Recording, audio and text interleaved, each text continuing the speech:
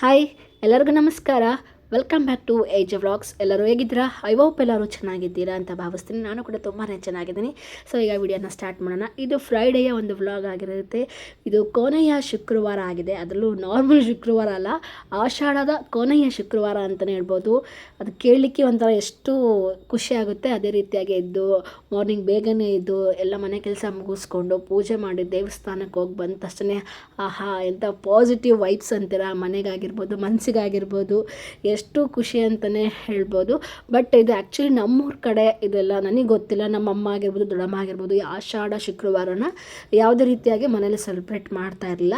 ಆ ಒಂದು ಕಾರಣಕ್ಕೋಸ್ಕರ ನನಗೆ ಈ ಒಂದು ಆಷಾಢ ಶುಕ್ರವಾರದ ಒಂದು ಮಹಿಮೆ ಏನು ಅನ್ನೋದ್ರ ಬಗ್ಗೆ ನನಗೆ ಅಷ್ಟಾಗಿ ಗೊತ್ತಿಲ್ಲ. ನಾನು ಒಂದಿಷ್ಟು ರೀಲ್ಸ್ ನೋಡಿದಾಗ, ಒಂದಿಷ್ಟು ಯೂಟ್ಯೂಬಲ್ಲಿ ವಿಡಿಯೋಗಳು ನೋಡಿದಾಗ ಹೌದಲ್ಲ, ಎಷ್ಟು ಈ ಒಂದು ಆಷಾಢ ಶುಕ್ರವಾರದಲ್ಲಿ ಒಂದಿಷ್ಟು ಮಹಿಮೆಗಳಿದ್ದಾವೆ, ಇದೆಲ್ಲ ಒಳ್ಳೆ ಮದುವೆ ಆದವರು ಮಾಡೋದ್ರಿಂದ ಎಷ್ಟೆಲ್ಲ ಬೆನಿಫಿಟ್ಸ್ ಇದೆ, ಅದೇ ರೀತಿಯಾಗಿ ಮನೆಗೂ ಕೂಡ ಎಷ್ಟು ಒಳ್ಳೆಯದಾಗುತ್ತೆ ಅಂತ ನನಗೆ ಒಂದಿಷ್ಟು ಯೂಟ್ಯೂಬಲ್ಲಿ ಒಂದಿಷ್ಟು ವೀಡಿಯೋಸ್ಗಳು ನೋಡಿದಾಗ ಗೊತ್ತಾಯಿತು.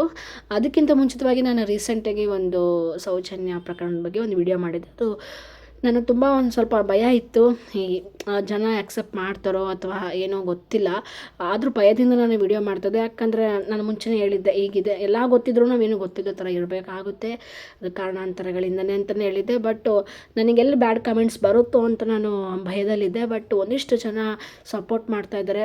ವಿಡಿಯೋನ ಅಷ್ಟು ವೈರಲ್ ಆಗಿಲ್ಲ, ಬಟ್ ಮಾಹಿತಿ ಕೂಡ ನಾನು ತುಂಬ ಜನನ ಕೊಟ್ಟಿದ್ದೀನಿ. ಅದೇ ರೀತಿಯಾಗಿ ಒಂದಿಷ್ಟು ಒಂದು 5-10 ಕಮೆಂಟ್ ಕೂಡ ಬಂದಿದೆ. ಬಟ್ ಬಂದರೆ ನಾನು ಎಷ್ಟು ನೆಗೆಟಿವ್ ಇರುತ್ತೆ ಅಂತ ಎಕ್ಸ್ಪೆಕ್ಟ್ ಮಾಡಿದ್ದೆ. ಹಿಂಗೆ ಬರುತ್ತಾ ಹಂಗೆ ಹಿಂಗೆ ಅಂತ ಭಯದಲ್ಲಿದ್ದೆ. ಬಟ್ ತುಂಬ ಪಾಸಿಟಿವ್ ಆಗಿ ನನಗೆ ಸಪೋರ್ಟ್ ಮಾಡ್ತಾಯಿದ್ರು. Thank you so much. ಅದೇ ರೀತಿಯಾಗಿ ಎಲ್ಲರೂ ಸಹ ಅವ್ರ ಚಾನಲಲ್ಲಿ ಸೌಜನ್ಯ ಪ್ರಕರಣದ ಬಗ್ಗೆ ಸ್ವಲ್ಪ ಧ್ವನಿ ಎತ್ತಿ. ಇತ್ತೀಚೆಗೆ SIT ರಚನೆ ಬಗ್ಗೆ ಒಂದಿಷ್ಟು ಗೊಂದಲ ಇತ್ತು. ನಾನು ವಿಡಿಯೋದಲ್ಲಿ ಮಾಡಿದಾಗ SIT ರಚನೆಗೆ ಸರ್ಕಾರ ಒಪ್ಪಿಗೆ ಕೊಟ್ಟಿತ್ತು ಅಂತ. ಅದಾದಮೇಲೆ ಮತ್ತೆ ಸ್ವಲ್ಪ ಮತ್ತೆ ಮೀಡಿಯಾದವರು ಒಬ್ಬರು ಪತ್ರಕರ್ತ ಪ್ರಶ್ನೆ ಮಾಡಿದಾಗ ಇಲ್ಲ, ಅದೇನೋ ಒಂದು ಗಾದೆ ಕೂಡ ಹೇಳಿದರು. ಈಗೆಲ್ಲ ಸ್ವಲ್ಪ ಗೊಂದಲ ಇತ್ತು, ಏನು ಹಿಂಗೆ ಅಂತಂದು. ಬಟ್ ಫೈನಲಾಗಿ SIT ರಚನೆಗೆ ನಿಜವಾಗ್ಲೂ ಸರ್ಕಾರ ಒಪ್ಪಿಗೆ ಕೊಟ್ಟಿದೆ. ಅದು ಒಂಥರ ತುಂಬ ಖುಷಿಯಾಗಿದೆ. ಅದ್ರ ಜೊತೆಗೆ ಈಗ ಒಬ್ಬರು ಧರ್ಮಸ್ಥಳದಲ್ಲಿ ಒಬ್ಬರು ನನಗೆ ಗೊತ್ತಿದೆ ಏನೇನು ಆಗಿದೆ ಘಟನೆ ಅನ್ನೋದ್ರ ಬಗ್ಗೆ. ನಾನು ಅದ್ರ ಪರವಾಗಿ ನಾನು ನನಗೆ ಒಂದು ತಪ್ಪಿನ ಅರಿವಾಗಿದೆ. ನಾನು ಅದನ್ನು ಎಲ್ಲೆಲ್ಲಿ ಏನೇನು ಮಾಡಿದ್ದೀನಿ, ನಾನು ಎಲ್ಲಿ ಹೆಣಗಳನ್ನು ಇದನ್ನು ಮಾಡಿದ್ದೀನಿ ಅನ್ನೋದ್ರ ಬಗ್ಗೆ ಎಲ್ಲ ಅವರು ಓಪನಾಗಿ ಹೇಳಿದ್ದಾರೆ. ಬಟ್ ಅದ್ರ ಜೊತೆಗೆ ಇನ್ನೊಬ್ಬರು ಸಹ ಸಾಕ್ಷಿ ಅವರು ಸಹ ಬಂದಿದ್ದಾರೆ. ಸೊ ಇದ್ರ ಬಗ್ಗೆ ನಾನು ಜಾಸ್ತಿ ಎಕ್ಸ್ಪ್ಲೇನ್ ಮಾಡಲ್ಲ.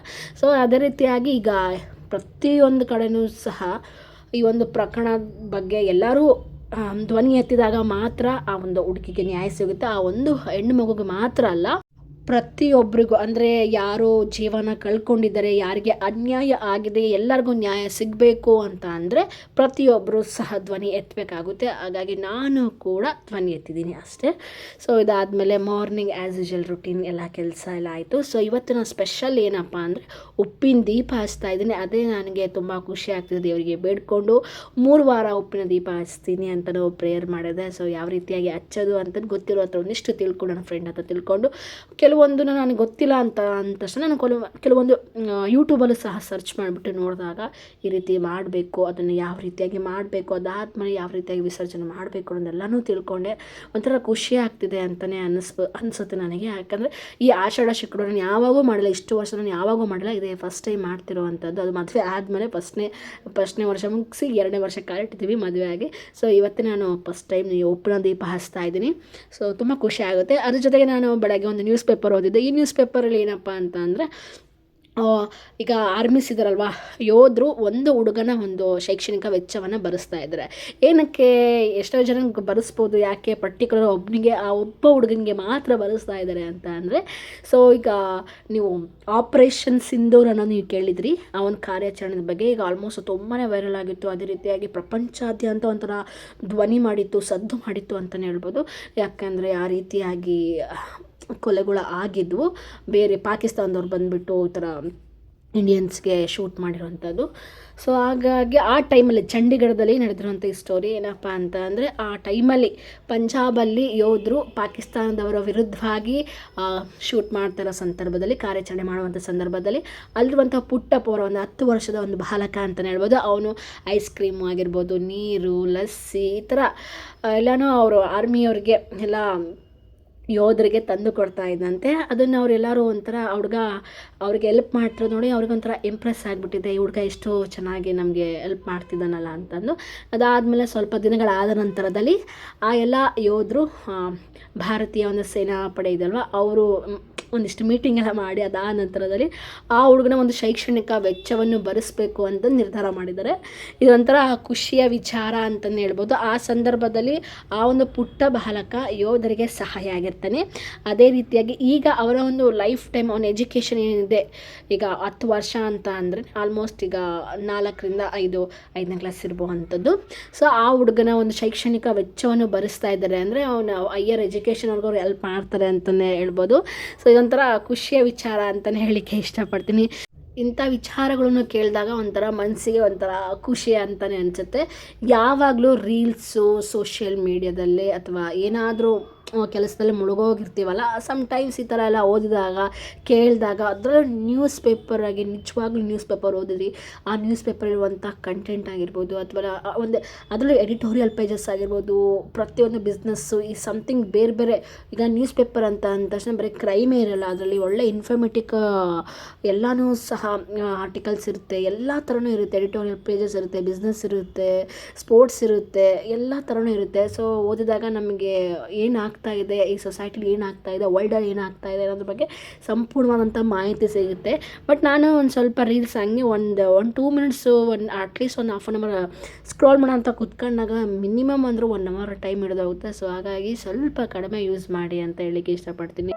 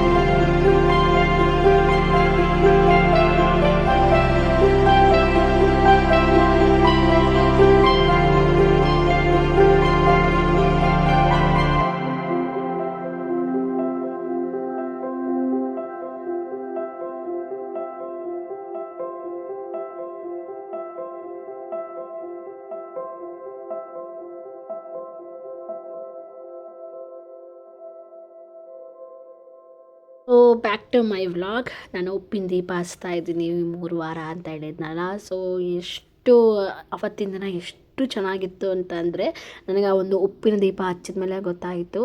ಸೊ ನಾವು ಹಚ್ಚೋಕ್ಕಿಂತ ಮುಂಚೆ ಮನೆಗಿರುವಂಥ ಐಟಮ್ಸ್ ಏನೋ ಬಡಿಸಿರಲಿಲ್ಲ, ಎಲ್ಲನೂ ಶಾಪಿಂದ ತೊಗೊಂಬಂದಿದ್ದೆ. ಉಪ್ಪಿನ ದೀಪ ಹಚ್ಚಕ್ಕೆ ಏನೇನು ಬೇಕೋ ಅದನ್ನೆಲ್ಲನೂ ಸಹ ತೊಗೊಬಂದ್ಬಿಟ್ಟು ಎಲ್ಲನೂ ನಂಗೆ ತೋರಿಸಿದ್ದೀನಿ. ಈ ರೀತಿ ನಾನು ಮಾಡಿದ್ದೀನಿ, ತುಂಬಾ ಖುಷಿ ಆಗ್ತಾಯಿದೆ. ಬಟ್ ಎಷ್ಟು ನನಗೆ ಇದಕ್ಕಿಂತ ಜಸ್ಟ್ ನಾರ್ಮಲ್ ಪೂಜೆ ಮಾಡುವಾಗ ಎಷ್ಟು ವೈಬ್ಸ್ ನನಗೆ ಅನ್ನಿಸ್ಲಿಲ್ಲ. ಬಟ್ ಈಗ ಉಪ್ಪಿನ ದೀಪ ಹಚ್ಚಿದ ಮೇಲೆ ತುಂಬಾ ಒಂಥರ ಪಾಸಿಟಿವ್ ವೈಬ್ಸ್ ಅಂತಲೇ ಹೇಳ್ಬೋದು. ತುಂಬಾ ಖುಷಿ ಆಗ್ತಿತ್ತು. ಅದರಲ್ಲೂ ಮಾರ್ನಿಂಗ್ ಬೇಗನೆ ಎದ್ದು ಒಂದು 6 ಗಂಟೆ ಒಳಗಡೆನೇ 5 ಗಂಟೆ 5:15 ಅಂತ ಅಂದ್ಕೊಂಡಿದ್ದೆ. ಬಟ್ 6 ಗಂಟೆ ಒಳಗಡೆ ಪೂಜೆ ಆಯಿತು. ತುಂಬಾ ಖುಷಿ ಆಯಿತು. ಇದಾದ ಆದಮೇಲೆ ನಮ್ಮ ಮನೆಯವರು ಸಹ ದೇವರಿಗೆ ನಮಸ್ಕಾರ ಮಾಡಿದ್ದಾದಮೇಲೆ ಇವತ್ತು ನಾವು ಬಂಡೆ ಮಕ್ಕಳಮ್ಮ ದೇವಸ್ಥಾನಕ್ಕೆ ಹೋಗ್ಬೇಕು ಅಂದ್ಕೊಂಡ್ವಿ. ಕೊನೆಯ ಆಷಾಢ ಶುಕ್ರವಾರ ಆಗಿರೋದ್ರಿಂದ ತುಂಬ ರಶ್ ಇರುತ್ತೆ ಅಂತಂದು ಬೇಗನೆ 6:15 ಹೋದ್ವಿ. ಬಟ್ ನಮ್ಮ ಮನೆಯವರು ಆ ಒಂದು ಗೂಗಲಲ್ಲಿ ಸರ್ಚ್ ಮಾಡಿಬಿಟ್ಟು ಇದು 9 ಗಂಟೆಗೆ ಇರುತ್ತೆ ದರ್ಶನ ಅಂತಲೇ ಹೇಳಿದರು. 9 ಗಂಟೆಗೆ ಇರಲಿ ಬಾ, ನಾವು ಬೇಗನೆ ಹೋಗಿ ವೇಟ್ ಮಾಡುವ ಅಂತ ಅಂದೆ. ಬಟ್ ಹೋದ್ಮೇಲೆ ಗೊತ್ತಾಯಿತು ಎಷ್ಟು ರಶ್ ಇರುತ್ತೆ, ಎಷ್ಟು ರಶ್ ಇತ್ತು ಅಂತ ಅಂದು ನಮ್ಮ ಮನೆಯವರು ಎಷ್ಟು ರಶ್ ಇದೆಯಲ್ಲಪ್ಪಿ ಅಂತ ಹೇಳ್ತಾಯಿದ್ರು. ಮತ್ತು ನೀನು ನೋಡಿದ್ರೆ 9 ಗಂಟೆಗೆ ಅಂತೆ, 9 ಗಂಟೆಗೆ ಏನಾದರೂ ಹೋಗಿದ್ರೆ ಎಷ್ಟು ರಶ್ ಇರ್ತಿತ್ತು, ಎಲ್ಲಿ ಇತ್ಕೋಬೇಕಿತ್ತು, ಮಧ್ಯಾಹ್ನ ಆದರೂ ಬರ್ತಿರಲಿಲ್ಲ ನಾವು ಅಂತ ಅಂದ್ಕೊಂಡ್ವಿ. ಸೊ ದೇವ್ರ ದರ್ಶನ ಆಯಿತು. ಒಳಗಡೆ ಗುಡಿ ಒಳಗಡೆ ಬಿಟ್ಟರು, ಎಷ್ಟು ಖುಷಿ ಆಗ್ತಿದ್ದು. ಬಟ್ ಒಂದು ಬೇಜಾರೇನಪ್ಪ ಅಂದರೆ ಅಲಂಕಾರ ಏನೂ ಮಾಡಿರಲಿಲ್ಲ, ಅಂದ್ರೆ ಮಾಡ್ತಾಯಿದ್ರು.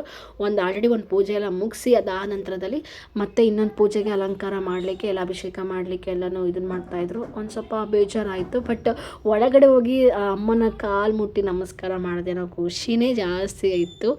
ದರ್ಶನ ಎಲ್ಲ ತುಂಬಾ ಚೆನ್ನಾಗಾಯಿತು. ಇನ್ನೇನು ಎಲ್ಲ ಫೋಟೋ ಎಲ್ಲ ತಗೊಂಡೆ ಅದಾದಮೇಲೆ ಹೋಗಬೇಕು ಅಂತ ಹೋಗ್ತಾಯಿದ್ದು. ಅಷ್ಟೊತ್ತಿಗೆ ದೇವ್ರ ಪ್ರಸಾದ ಅಂತಲೂ ಕೊಡ್ತಾಯಿದ್ರು.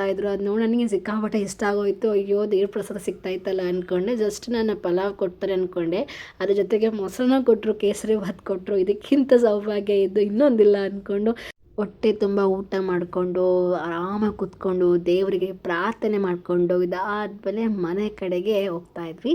ಸೊ ಇದಾಗಿತ್ತು ನನ್ನ ಫ್ರೈಡೆಯ ಒಂದು ವ್ಲಾಗ್. ಯಾರಿಗೆಲ್ಲ ಇಷ್ಟ ಆಗಿದೆ ಪ್ಲೀಸ್ ಒಂದು ಲೈಕ್ ಮಾಡಿ, ಶೇರ್ ಮಾಡಿ, ಸಬ್ಸ್ಕ್ರೈಬ್ ಮಾಡಿ ಅಂತ ಹೇಳ್ತಾ ಇವತ್ತಿನ ವ್ಲಾಗ್ನ ಮುಗಿಸ್ತೀನಿ. ಎಲ್ಲರಿಗೂ ನಮಸ್ಕಾರ. ಟೇಕ್ ಕೇರ್, ಬಾಯ್.